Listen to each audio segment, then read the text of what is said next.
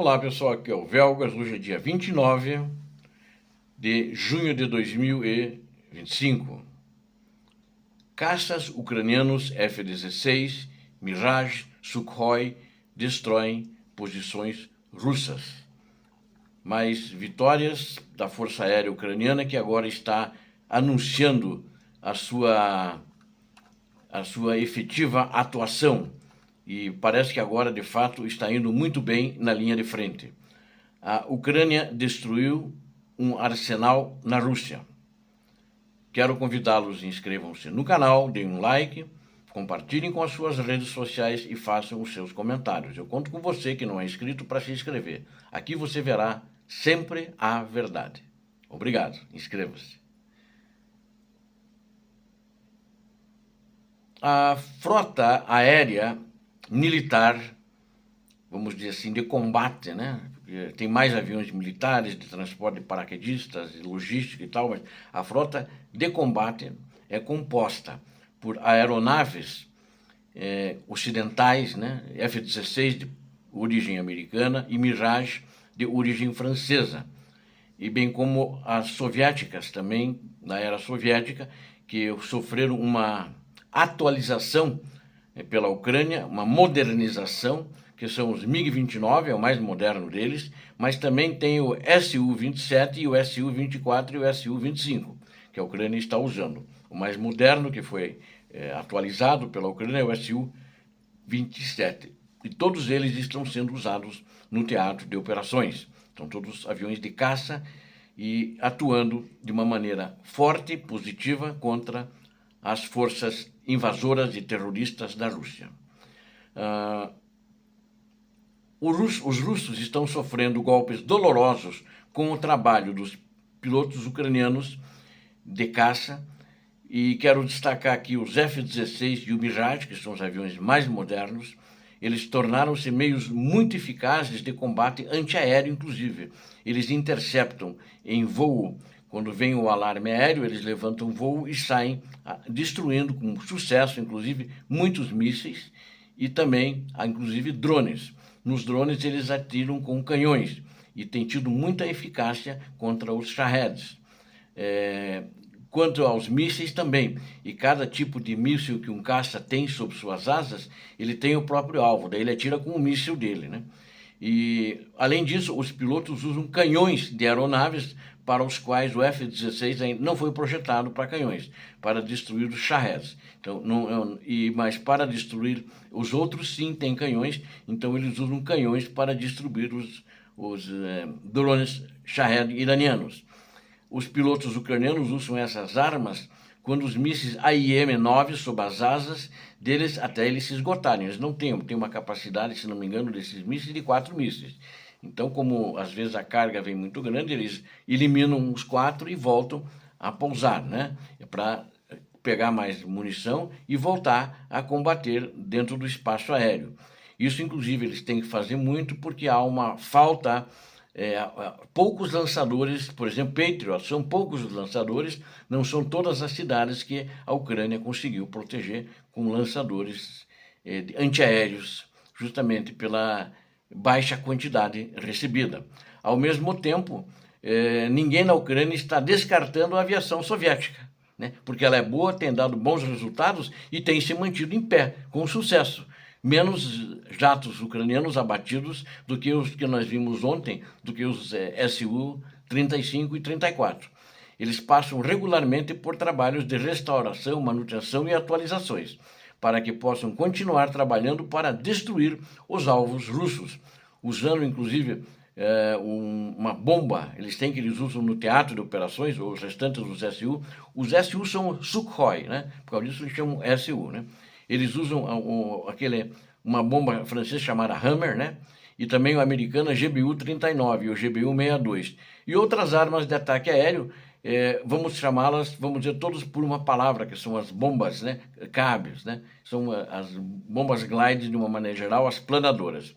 E essas mesmas bombas que a Rússia também lança contra a Ucrânia, mas de fabricação, elas são de fabricação russa. E os ucranianos, eles têm de fabricação dos países que estão apoiando, ela tem no estoque ainda de fabricação americana, e os franceses e ingleses continuam mandando as de fabricação deles.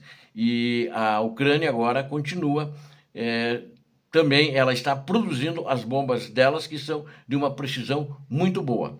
E as aeronaves F-16 Mirage e Sukhoi, elas têm destruído sistematicamente as posições russas ao longo do teatro de operações em todas as frentes de combate, em todas as províncias, né? E isso tem feito um bom trabalho para o exército ucraniano e para a vitória do exército ucraniano e a derrota da Rússia. É um trabalho eficaz. A Ucrânia precisa de uma frota de aeronaves, ela precisaria de 200 aeronaves de diferentes tipos. Ela também, no início dos anos 90, a Ucrânia tinha 1.000 unidades de aeronaves, mas hoje não tem mais, né? Mesmo porque muitas foram canibalizadas, algumas foram vendidas, né? E esse é o fato na realidade. Ela precisa de mais aeronaves, mas ela está se saindo muito bem e tem regiões em que ela domina o espaço aéreo. Mas a eficiência que ela está tendo hoje não é determinada pela quantidade, mas pela modernização que eles sofreram. Mesmo os da origem soviética sofreram modernização na própria Ucrânia, pela capacidade dos engenheiros ucranianos, que conseguiram modernizá-los, e também eles estão fazendo a intensidade dos ataques. A Ucrânia depende de como o apoio russo de outros países também, né? Porque a Ucrânia, ela bateu um número, por exemplo, grande de helicópteros, e eles pediram um helicóptero até para o Brasil. Parece que o Brasil não mandou o helicóptero para eles, né?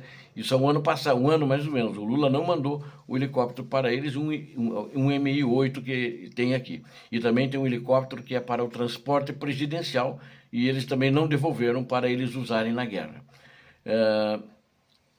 Não importa o quanto eles tentem bloquear tecnologias ocidentais para a Rússia, isso eu queria destacar, porque estão sendo encontrados em alguns alvos abatidos, inclusive aviões, né, abatidos quando caem do lado ucraniano, mesmo mísseis, nessas armas.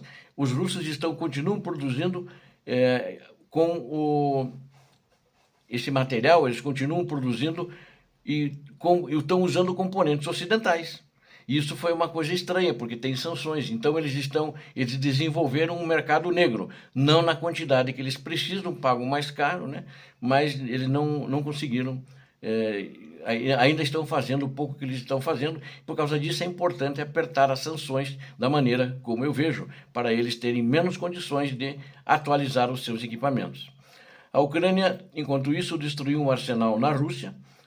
Drones do GUR destroem um arsenal militar na Rússia para, inclusive, eles mesmos falam, né, acho que é uma coincidência, não é especialmente para isso, mas eles aí celebraram o dia da Constituição Ucraniana.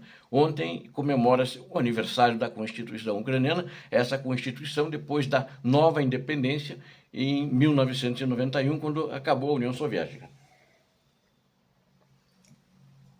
Como parte da campanha militar que a Ucrânia está fazendo contra depósitos de armas e infraestrutura militar, as forças ucranianas explodiram ontem uma instalação militar na região de Bryansk. Na realidade, é um arsenal militar, é um depósito militar onde tinha armamento e tinha munições.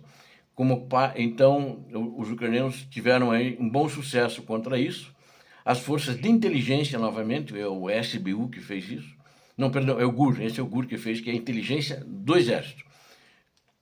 Eles lançaram ataques de drones contra instalações militares russas na região de Bryansk.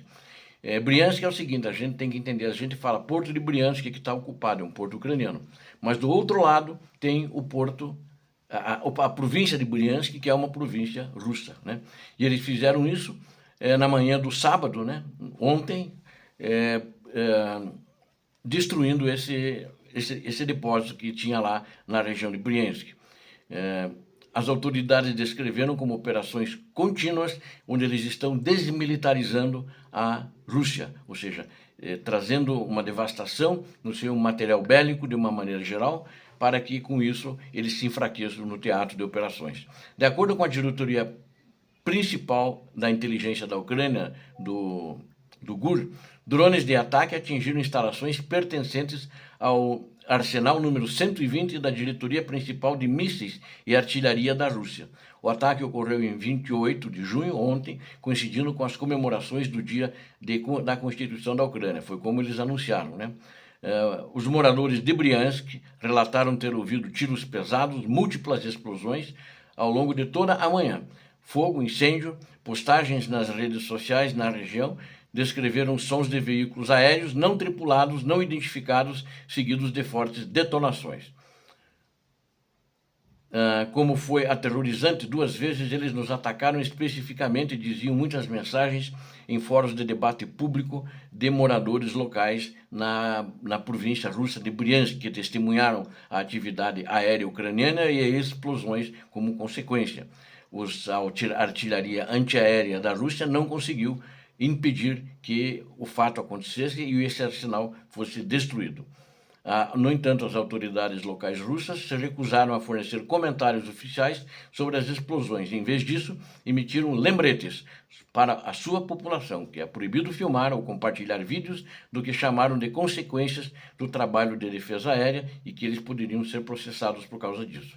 O serviço de inteligência ucraniano afirmou que as informações sobre a extensão total dos danos do ataque de sábado estão avaliando, mas que entendem que o arsenal teve um prejuízo total, porque ainda, pelo menos na hora que eu estava fazendo esse vídeo, agora de madrugada, ainda o fogo ardia e ouviram-se explosões nesse arsenal.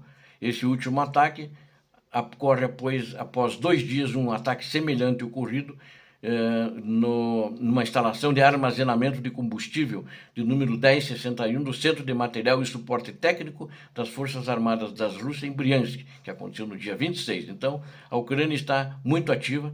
Esses ataques são de natureza estratégica, contínua na Ucrânia, de atingir a infraestrutura logística e de suprimentos militares da Rússia nas profundezas do território da Rússia. Obrigado a vocês que assistiram a este vídeo. Conto com você, inscreva-se no canal, porque aqui você viu a verdade. Deus abençoe a todos vocês, Deus abençoe a Ucrânia, Deus abençoe o Brasil. Paz e bem, paz para toda a humanidade.